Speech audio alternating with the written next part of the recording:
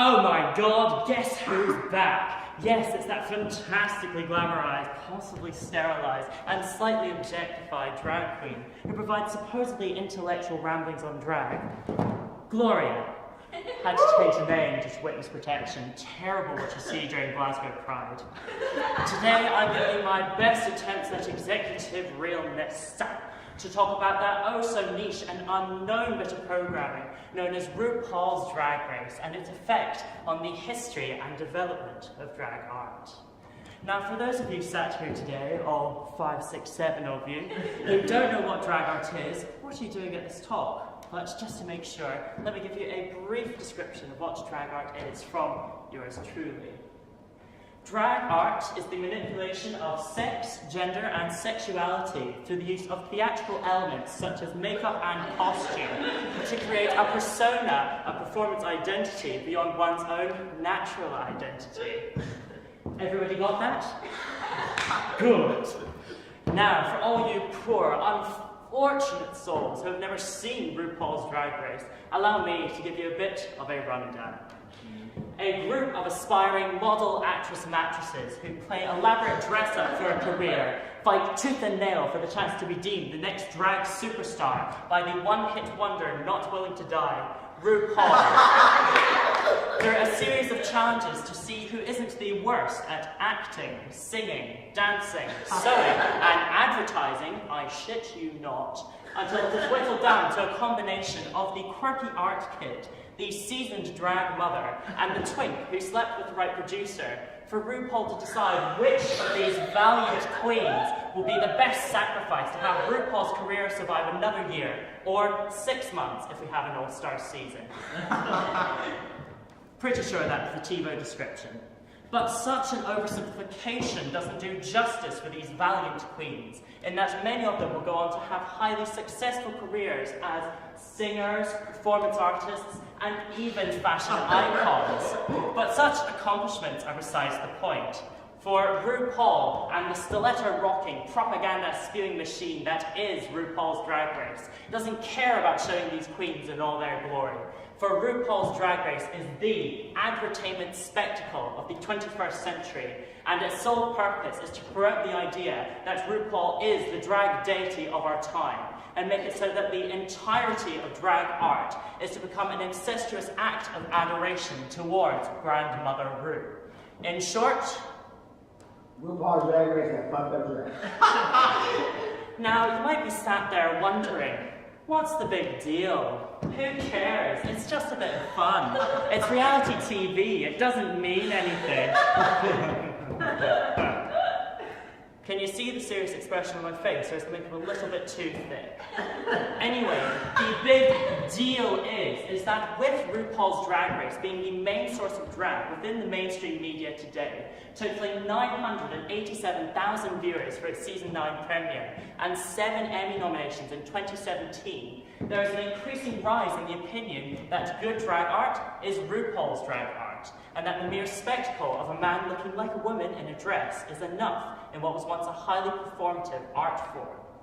Now, what I mean by this is that some of the earlier exponents of the art form, such as Danny LaRue, the Cockettes, Blue Lips, Sprit Britches, and so on, are losing their place and significance within the history of drag art, with hordes of teenagers simply copying the societally accepted and commercially successful image of their mother. Now, I believe because of this, there's been a lack of questioning within RuPaul's Drag Race of larger scale drag queens, such as modern day drag queens, such as Christine and David Hoyle. Now, the impact of this is that I find many of the modern day drag queens to be lacking this questioning of identity, of gender, of society within their artistic practice, and many of them simply creating this almost online visual spectacle to suit the instant gratification of social media without expressing any sense of artistry in what it is they do, other than #drag.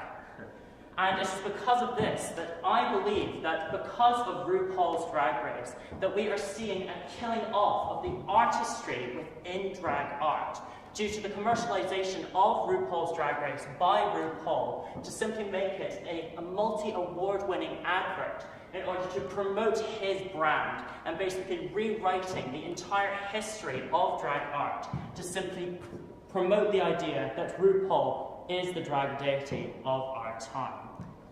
Now, we only have an hour to get this show on the road, so let's pull this sequenced skeleton out of the closet and give it a good shakedown. For the mini-challenge of this episode, we'll be looking at the life of RuPaul and the rise of the drag superstar of the world, from humble beginnings to being this drag deity of our time, and how the influence of RuPaul's role models had on the development of his drag art. Then we move on to look at RuPaul's Drag Race itself and unpick these very fancy terms such as advertainment, spectacle, and recuperation, in looking at how the show is structured in order to sell the brand of RuPaul. Then we go on to the judges' deliberation, in which I will look at both the positive and negative effects of RuPaul's Drag Race on drag art, followed by a lip sync for your life conclusion, and if we have time, some rampant Q&A, the likes of which have not been seen outside of Reddit. So, let's ask the question. Who is RuPaul? Born on the 17th of November 1960 in San Diego, California, RuPaul was first introduced to the idea of success, fame, and what he should strive for in the form of Diana Ross, whom he first saw perform as part of the Supremes on the Ed Sullivan Show. Now, Ross would be but one of many icons to RuPaul that he would later aspire towards, as seen in the following interview. I love David Bowie and Cher and Diana Ross. I wanted to follow in their footsteps. So I set out to do that in a rock and roll band in Atlanta, Georgia. That's led me to nightclubs and what turned to the sort of Andy Warhol experience of creating a personality. Now, what is clear within this list of role models that RuPaul has is that they can all be seen as being highly successful and very much a part of society.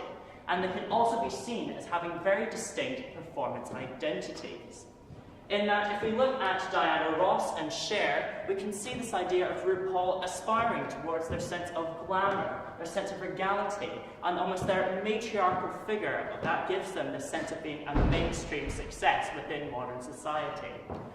And whereas in David Bowie and Andy Warhol, we get this idea of RuPaul driving for their sense of otherness and their experimentation of drag across multiple mediums and genres.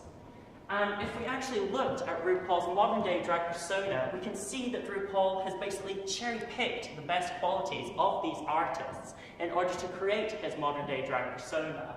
In that, in the likes of Diana Ross and Cher, we can see the aesthetic of RuPaul, with the big, sweep-back hair, the heavily contoured face, the hourglass figure, and the wardrobe that I would die for. And in looking at Andy Warhol and David Bowie, we get the idea of RuPaul following on in their idea that art can inhabit many different realms in establishing almost this brand. And that RuPaul's career can be seen occupying the realms of acting, singing, and modeling, and also modern-day ventures such as establishing his own drag con, a chocolate brand, and even a perfume line. Now, in looking at this whole idea of role models, we now move on to the studies of Phillotson and Lynn, who suggest the impact that a role model's persona may have on a fan's own personality. They split this type of identification into two different strands: similarity identification and wishful identification. In similarity identification, it is a case where you, as the fan, will emulate, copy, and even find similarities between yourself and your role model. And in a sense, you will try to mimic them as a way to try and understand who you are as a person.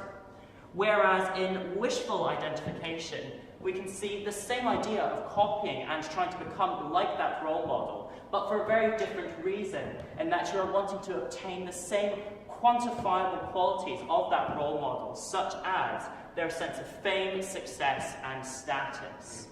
And I believe that when we look at RuPaul's progression as a drag artist, we can see this shift in his artistic practice from basically similarly identifying to his role models and trying to emulate them to come to understand who he is as an artist, to him transforming to wishfully identifying with them and simply copying their image in order to earn the quantifiable qualities that make them mainstream and successful.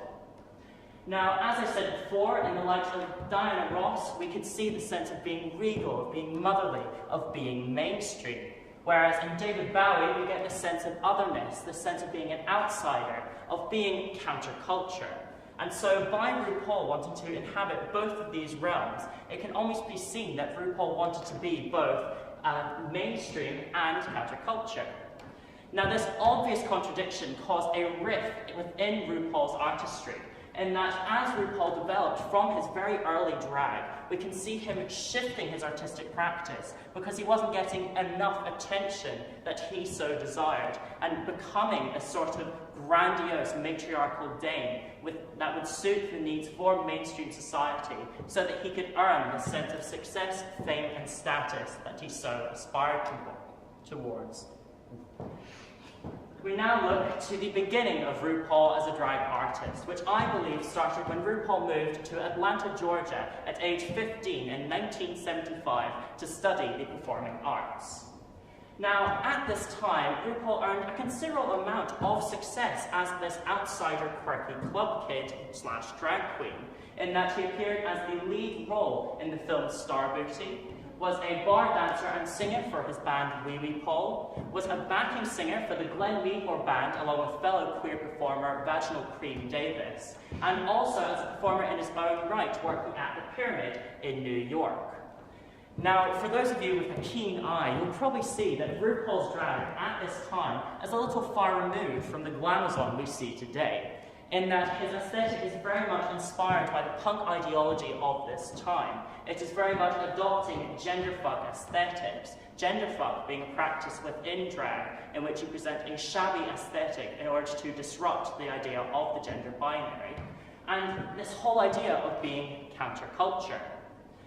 Now, even though RuPaul earned a considerable amount of success being this oddity of society, it was only when he employed more traditional standards of beauty in the 1987 film, completely forgot, Star Booty, thank you darling, that earned him a place on the B-52 single Love Shack in 1989. And I believe it was at this point that we see this shift in RuPaul's artistic practice and what he wanted to do as an artist. In that, in adopting more of a glamorous aesthetic, he earned a greater sense of success and fame, as evident by the fact that RuPaul, a drag queen, was appearing within a mainstream setting, being on a music video for a very popular band. And so, by RuPaul emulating Diana Ross and Cher, RuPaul seemed less aggressive to the norms of society and made himself appear more that he could be a mainstream artist, in that he was both passable in the sense that he wasn't disrupting society's notions of what is right and what is wrong, and passable in the sense that he looked like a woman. And also, due to the taboo nature of punk, club kid, and experimental performance practice at this time, even though this could be seen as RuPaul's natural artistic voice and something that he wanted to explore as an artist, he decided to move away from this in order to earn the sense of monetary gain and to attain the sense of celebrity status. So we now move on to the peak of RuPaul's career, which was the release of the album Supermodel of the World. Released in 1993, the album was somewhat of a sensation in promoting RuPaul, in that within its musical language, it incorporated 70s disco music with 90s dance music, and it also showed that RuPaul could be mainstream, and that drag could be a part of mainstream culture. The major success of the album was the single Supermodel, You Better Work, which did incredibly well for the fact that RuPaul was a drag queen within mainstream media, which had never been seen before. In that the single peaked at number 45 in the Billboard 100 and number 39 in the UK Top 40. And as a result of this unpredicted amount of success, RuPaul earned himself the title of being the first ever drag queen model by appearing as the Mac Viva Glam model and by appearing in bit parts in TV and film, such as the counselor in the Brady Bunch movie. Now, In looking at RuPaul's Drag at this time, we can see that the reason for the success wasn't just purely for the whole aesthetic of RuPaul, in that by RuPaul bringing drag into the mainstream, he basically hit upon this market that could be seen as removing a lot of the stigma and hatred towards queer culture and to drag art as a whole, which was become rampant due to the effect of the HIV/AIDS crisis. As can be seen in the following interview between drag queen Vivacious and legendary club pit performer James St. James. I was working at a bar mitzvah company, a bar mitzvah, Sweet 16, out in Long Island. There was only one out guy, of course, in the company, and everybody knows if he's out, G has one title, the choreographer. And me at the time, it's not that I was in my closet, it's, you know, I opted not to share that aspect with them. I went to school for biology. I was studying to be a physical therapist, and we took this exam called Attitudes Towards Homosexuals. And if you score anywhere between a 75 and 100, it means that you would most likely find a gay person to kill them. And these kids scored in the higher percentile, all of them that were in the bar. So the whole company you worked with were all homophobic, extremely homophobic. But here comes this one video. They was like, oh my God, this video just came out and it's this drag queen. Because you know back then, straight people, they don't have no respect on how they present or call who we are. And they turn on this video and it's RuPaul performing Supermodel. Supermodel! And I'm wow! Sashay Shantae! Wow, honey. She was so beautiful and mesmerizing that it mentally unhinged acceptance in their brain. I'm clearly, after watching the video once, wow, and they had no problem dancing to Sashay Shantae, no matter how gay he made the video. And so in this personal revelation by Vivacious, we can see the impact that Supermodel had on society, in that it made people question this whole idea of gender, of identity, and what was acceptable within sexuality. And in the process, removed a lot of the stigma around homosexuality and drag, and almost made RuPaul into this motherly figure of being somebody who could represent these people who felt like they were outsiders, and gave people the confidence to be who they were. Now, it is hard to say whether this is truly the impact of RuPaul's work at this time. However, seeing as the amount of success RuPaul earned at this time was so incredible, I think we could see this, and this idea that RuPaul was this figure of acceptance for many people, that these ideas are present within RuPaul's drag persona. However, after such a sharp rise to fame comes the eventual fall. After the success of Supermodel of the World, RuPaul tried to maintain his celebrity-like status and fame by continuing to appear in bit parts on TV and film, and continuing to try and build up his musical career, which failed miserably due to the quality of these albums being subpar, in that they were poor in both their sales and both in their critical reception, as described by one critic as being tired, predictable, and simply not funny. Now this shows that the whole spectacle of RuPaul's drag, the whole glimmer, the whole shine of like, it's this drag queen who looks amazing in a dress, was slowly fading away, and that the whole point of RuPaul's celebrity was becoming a little bit shallow, and people were starting to catch on that there was nothing behind it. As can be seen in the words of famous drag theorist Lawrence Senelek, who described RuPaul's attempts at hosting a talk show. RuPaul's function is now reduced to that of beaming cheerleader, a glad hander for showbiz. And it is in this idea that we can see that RuPaul is not on the same caliber as that of Diana Ross or David Bowie, and in fact has just become this shallow spectacle, this very hollow idea of celebrity that many people found quite tiring after the success of Supermodel of the World. And even though RuPaul tried to capitalize this on very spiritual-esque quotes such as, "You're born naked and the rest is drag," and "Create yourself, don't dream it, be it," it didn't help in promoting RuPaul's career, and it could be seen that RuPaul, as the supermodel of the world, faded into obscurity. Until 2009, when reality TV company Logo TV commissioned a new reality TV show, funnily enough, called RuPaul's Drag Race, in which a bunch of aspiring drag queens would strive to be deemed the next drag superstar, as judged by the one-hit wonder not willing to die, RuPaul. However, it quickly becomes apparent in this show, meant to be looking for the successor of RuPaul's Drag Crown, in all its advertainment, in all its perpetuation of spectacle, and in its recuperation of its contestants, that it is not there to find this new drag queen superstar. It is there to counteract the idea that RuPaul was a one-trick pony, a novelty act. And in trying to reverse this idea, the whole basis and meaning of RuPaul's Drag Race came into being. We now move on to look at RuPaul's Drag Race itself and how it became the entertainment spectacle we see today. Now, in order to identify how it became this, we first need to look at what it was in the very early, blurry Season 1 days. And so, in my opinion, it began life as a satire or a parody against reality TV shows as a whole. However, as the show became more and more popular and started earning RuPaul this grandiose sense of success and fame, the show began to take itself a little too seriously and merged to become this spectacle we see today. Now, my reasoning for this is that in looking at the very early seasons of RuPaul's Drag Race, we would see a number of jokes and asides made by RuPaul in order to show to the audience that he was self-aware of what he was doing, such as winking to the camera when selling a sponsor.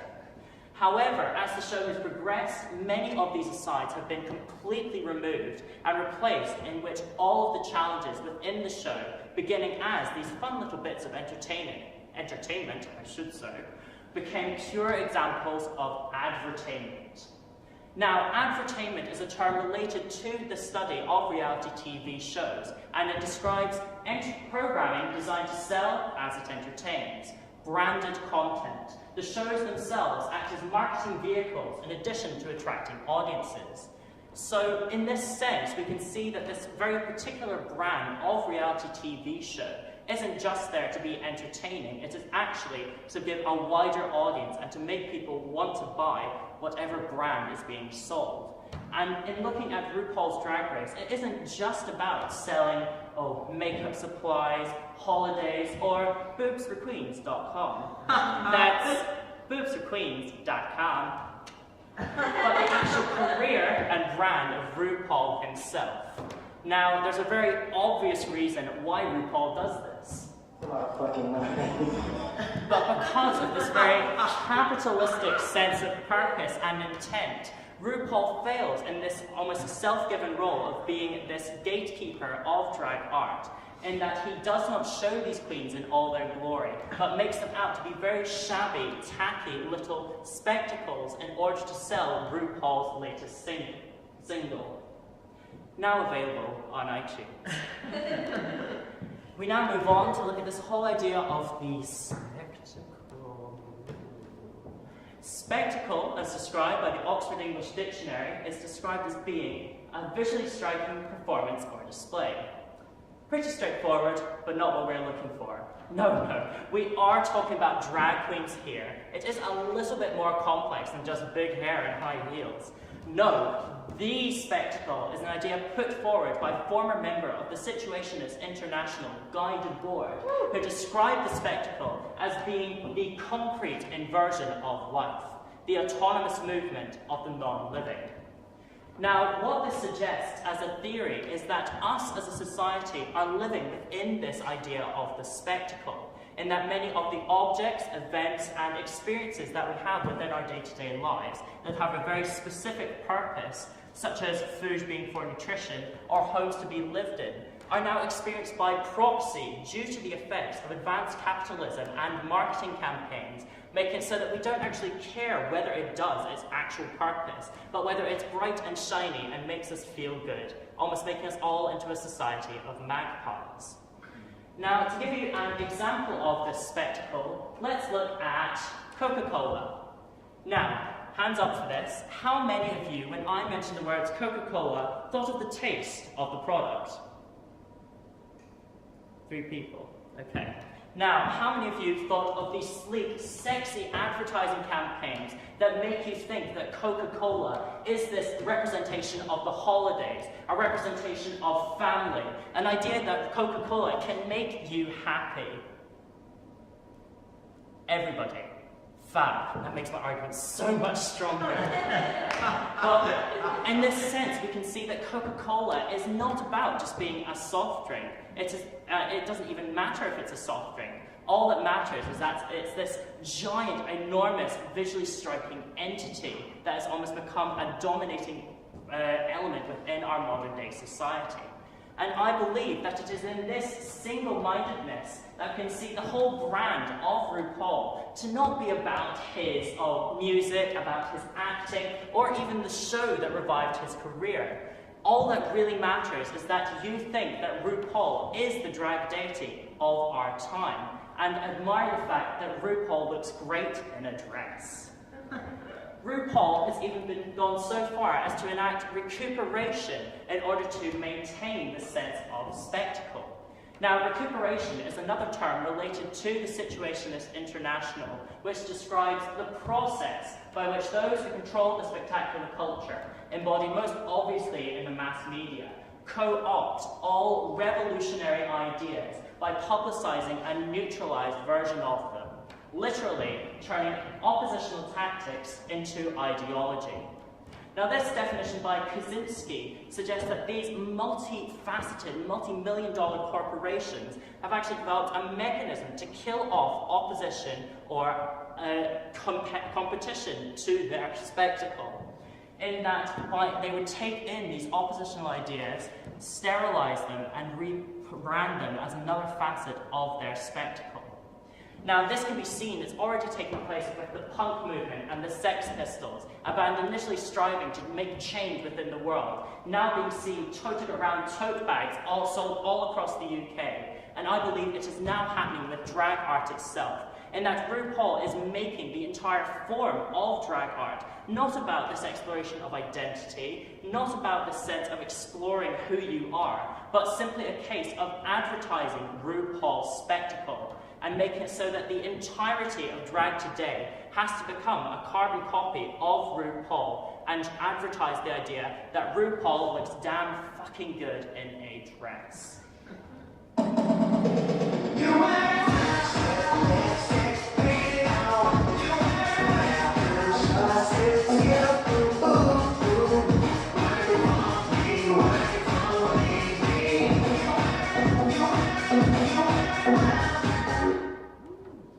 Now, I'm willing to admit these ideas may be a little bit grandiose for RuPaul's Drag Race. However, by RuPaul being a part of mainstream culture, and therefore a part of the spectacular culture, and drag being the mechanism by which he achieves such status and fame, I truly believe that RuPaul is killing off this artistry within drag art, and simply making it a case that all of drag art is simply there to promote RuPaul's brand.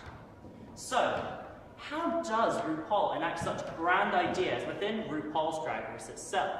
Well, RuPaul and his crafty bunch of producers have made it so that each and every challenge within RuPaul's Drag Race becomes this very clean example of advertising a certain part of RuPaul's career.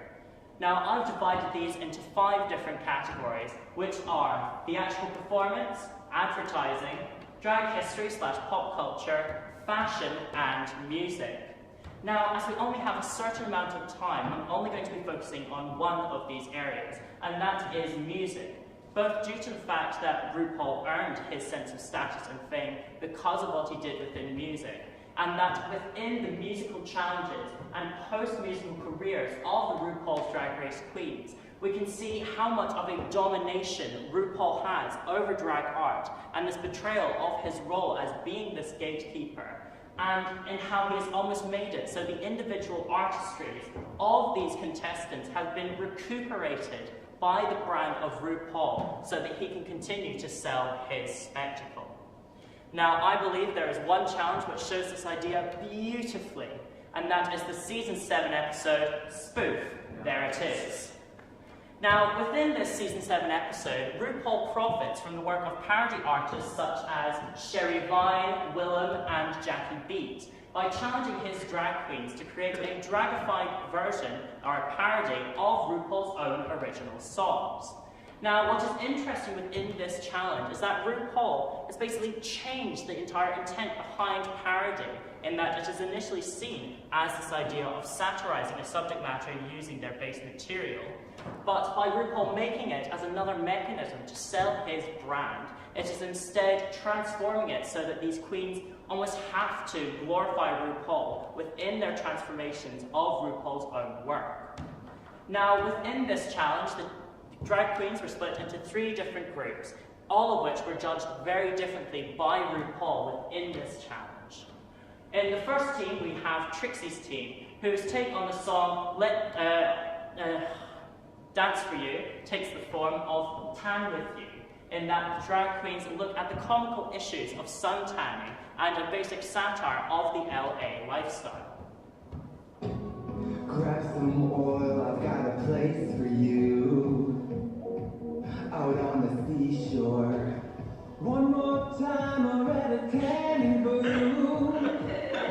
I wanna tan more. Feel the heat on my sizzling meat as we hit the beach at noon again.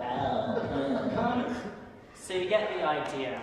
Now, what is interesting in how RuPaul judged this is that he saw it as a complete failure, even though we could hear a laugh track accompanying the whole video, basically. And the reason for this being a failure is that within that transformation of RuPaul's work, it's not selling RuPaul at all. It is not promoting his brand. It is very much an authentic attempt to transform RuPaul's work into these own drag queens' artistic identities. And therefore, in this endeavor to show authenticity, RuPaul has shut it down because it's not selling his brand. In the next team, Max's team, we see them transform the song Sissy That Walk into being a satire and read against the top 3 from season 6.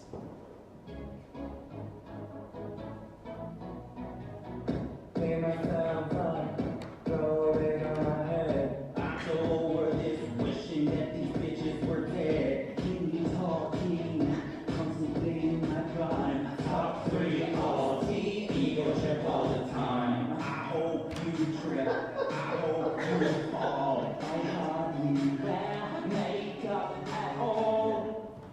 Now, this is a little bit better in selling the spectacle of RuPaul. However, due to its focus being on the contestants of season 6, rather than the tyrannical host himself, it fails to actively promote RuPaul's brand, and is therefore only passable in promoting RuPaul's spectacle. And then we have just the perfect example of entertainment I've seen so far, and that is Kennedy Davenport's take on the song Let the Music Play, which basically transforms the song into a timeline celebrating RuPaul's success and promoting many of RuPaul's endeavors. It's a story of a star named Drew. A simple gal who thought it like me and you. First she stole a wig and a lash or two. And sells her perfume. But it didn't take long for her pressure to take off. Now, within this, we can see that within the video for it itself, that they have put images of all of RuPaul's products, in that they advertise his makeup, they advertise his perfume, they advertise his book, they advertise his doll. And within the music itself, they look at showing off the whole narrative line of RuPaul as this drag artist, and make him appear relatable, almost motherly, and almost an image for success. And so this team won the challenge hands down. Now, in looking at this challenge, it is clear that RuPaul has judged it not on the originality of these drag queens and showing their own authentic artistic identities, but has instead made it to the queens who can sell his brand the best. And almost in this sense, RuPaul recuperates this authentic artistry from these drag queens and makes it into a mechanism by which he can sell his brand. Now, this whole idea of perpetuating RuPaul's spectacle can be even seen if we were to look at the visual representations of these drag queens within this chapter itself. In that, in looking at Trixie's team, we can see all of their outfits look very much belonging to those drag personalities. And that if we were to look at these in relation to RuPaul, we could not see how they relate, and so therefore it fails again. In Max's team, again, it is a shabby take on the aesthetics of the top 3 from season 6, but because it's a focus on the contestants rather than RuPaul, it only gets a slight pass. And then we have Kennedy Davenport's team, who just do such a perfect job of capturing RuPaul's spectacle, in that all of their outfits look almost like a cheaper version to RuPaul's better season 7 premiere look. And so within these challenges, we can see RuPaul has basically made it so that these drag queens have to sell RuPaul's brand. So what of after these queens leave the Thunderdome that is RuPaul's Drag Race? Well, in many cases, it results in these drag queens trying to release their own musical single in order to advertise themselves and show their unique artistry.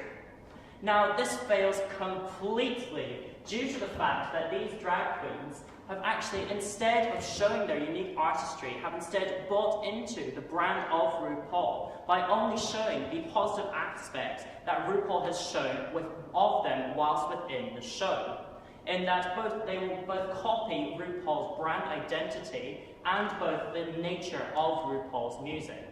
So let's look at this by looking at the brands of Manila Luzon with Haute Couture, Couture by Pandora Box, Betty by Violet Chachki, and PG-13 by Sharon Needles, which has somehow vanished.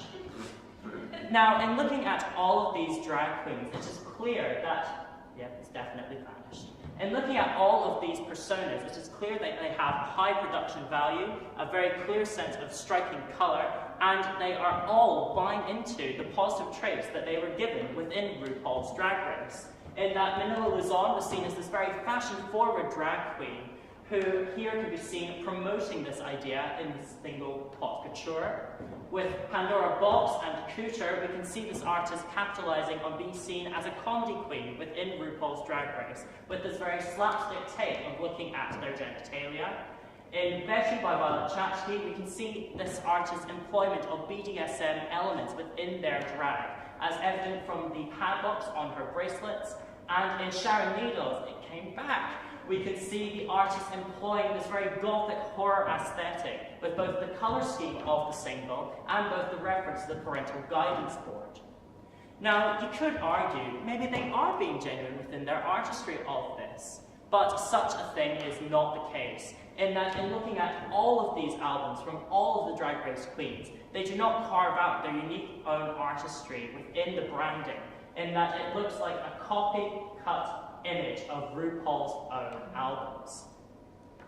Now, this even extends, as I said before, into the musical content of these singles. So let's now look at Manila Luzon's Haute Couture and compare it to RuPaul's Glam Zone.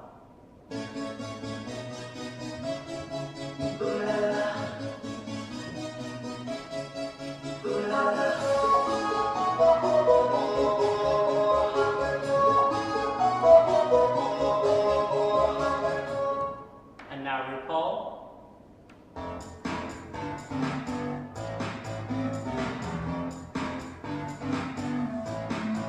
Everybody wants her, the sexy in the city. She's on the ground, she runs this.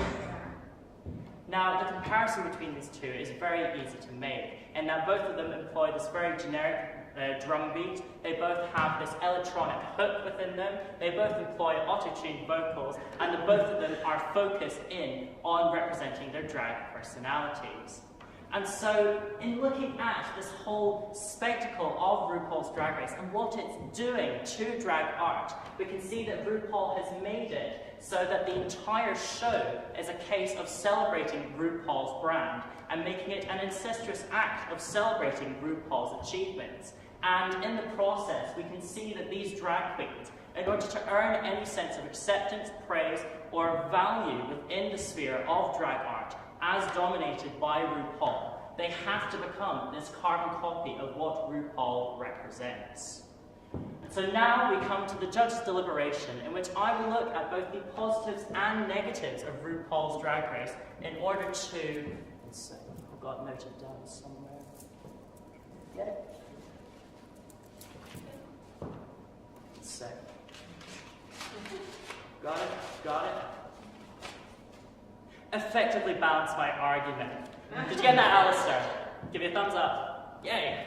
Righto, so on to positive point number 1 of RuPaul's Drag Race. The show has made drag art accessible. What I mean by this is, if you can remember to my introduction, that RuPaul's Drag Race has achieved a great number of viewers, in that it achieved 987,000 viewers for its season 9 premiere and 859,000 for the season 9 finale, indicating a 218% increase in comparison to season 8, according to VH1 statistics. Now, this success can also be coupled with the critical acclaim of the show, in that it has won 7 Emmy nominations. It has been nominated for 7 Emmys, and it has won 3 for Best Picture Editing, Best Costume, and Best Host. Are you seeing a pattern here? And because of this, there's almost been this expansion on the exploration of drag art in a theoretical sense, as can be seen by the whole huge amount of articles looking at drag art today, such as the Rebecca Nicholson article looking at the rise of female drag queens and the prejudice these artists face within modern-day drag, the work of Jacob Bird looking at the misogynistic undertones of drag art, and even cases of children using drag as a way of expressing themselves. And so, in this sense, it shows that because of RuPaul's Drag Race, there is this removal of the taboo around the art form. We can see that RuPaul has given new life to the whole genre of drag art. But within this positive lies the negative, in that it is not there to promote drag art, it is there to promote RuPaul's particular brand of drag art. It is only there to sell RuPaul himself. And this can be seen within all of these articles, and that all of them will reference RuPaul as a mechanism in order to show in order to validate their arguments, as can be seen in the Nicholson article, in which it brings up another issue of what RuPaul has done in his domination of drag art. I found men were being really vile about women, saying things like, "Ooh, I can smell fish, there must be lesbians in the corner," and stuff like that. Now, this is a little bit difficult to understand, in that it could be seen that these male drag queens were already misogynistic within their artistic practice. However, due to the impact of RuPaul's Drag Race, simply promoting the idea that RuPaul, as a gay man, can dress as a woman is what is acceptable, it almost shows that there is this inherent stigma around other forms of drag art, and thereby limiting the whole process of what can be drag by making it all about RuPaul. And that is the issue of RuPaul's Drag Race. It's being seen as educational. It's being seen as something to show you what drag art can be, and it's not. RuPaul's Drag Race is the multi-award-winning advert to sell RuPaul. Now, in order to look at this idea in a greater sense, let's look at what if RuPaul included female drag queens within RuPaul's Drag Race. Now, the positives for this, I believe, would be that it would open up the possibilities of the show to look at how drag art can be used by not just gay men. That is an art form that is open to everybody, regardless of their natural identity. And as a result of this, it would allow the show to readdress or provide an alternative argument to the idea that drag is misogynistic, in that in many cases, women will use drag as a way of liberating themselves. They find it something that can help them develop as a person. And in this sense, it would allow for the show to provide a platform to address issues between the differences between queer culture and straight culture, and even examine on a greater detail the stigma related in internalized homophobia, in that there are a number of cases of which gay men, lesbian women, and transsexual individuals will be hated by each other for whatever stupid reason. But in all of these positives, again, lies the negative of why RuPaul would not do it. He doesn't earn anything from it. If RuPaul included female drag queens within the show, it would mean he would have to change the entire format of the show in order to suit this new range of contestants. And as the show is so heavily catered towards queer male culture, it would mean the entire format of the show would change, and that it would lower RuPaul's own technical ability to pass as a woman. If RuPaul focused on addressing some of these issues within the LGBTQIA+ community, it would make him seem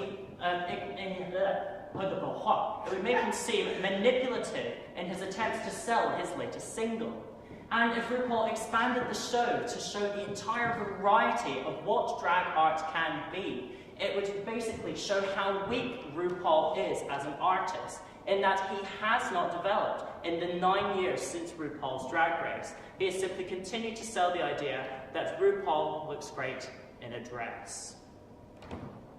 On to my second positive of RuPaul's Drag Race. And I believe that because of the show, the technical art of creating this visual drag persona has been improved, in that in many cases, drag can be a little bit rough and ready around the edges. But because of the expose of really high fashion and makeup skills and hair within the show, in drag queens such as Miss Fame, Acid Betty, Kim Chi, Naomi Smalls, and Sasha Velour, we can see that there is this new focus on the visual within drag art, which has resulted in the show getting a number of followers and supporters from the world of fashion, such as famous makeup artist Pat McGrath, the world-renowned model Naomi Campbell, and even the fashion designer Marc Jacobs, who has used drag queens within his shows. And within this idea, it can almost be seen that the entire meaning of drag art, being a theatrical art form, is no longer the case, in that it is almost transforming to becoming more of a visual art form, in that it is almost on par with the likes of fine art, and that it's almost this new live version of a portrait.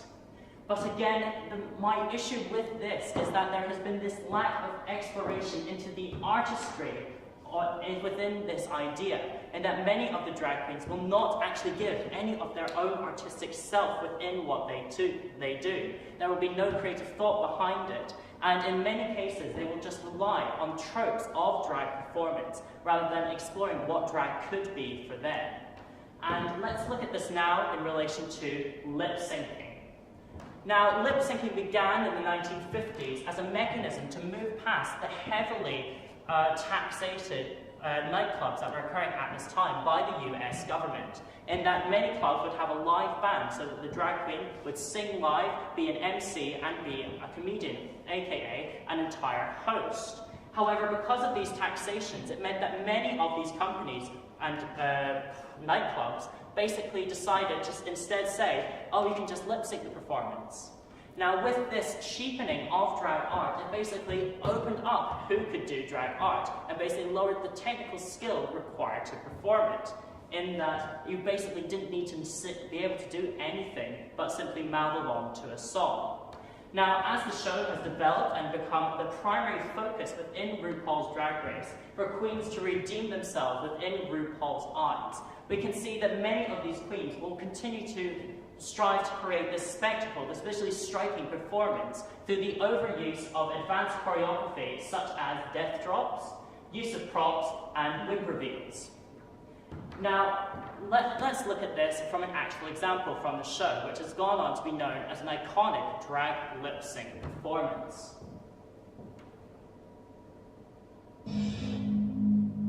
Get ready for the lip sync of your life. Good luck. And don't get up.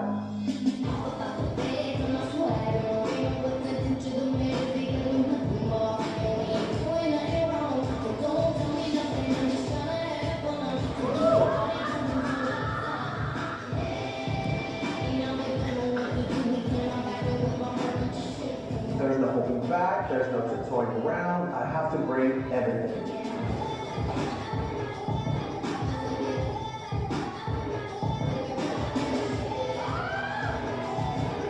I got a seizure watching that.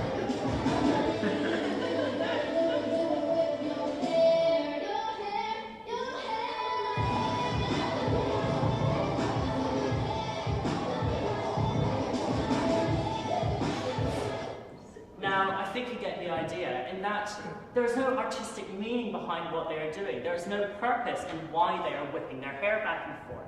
They're simply doing it to have the visual spectacle of it. They're relying on this whole idea that they can just whip their hair and drop to the floor as a means of compensating for an actual artistic message behind why they are performing these songs.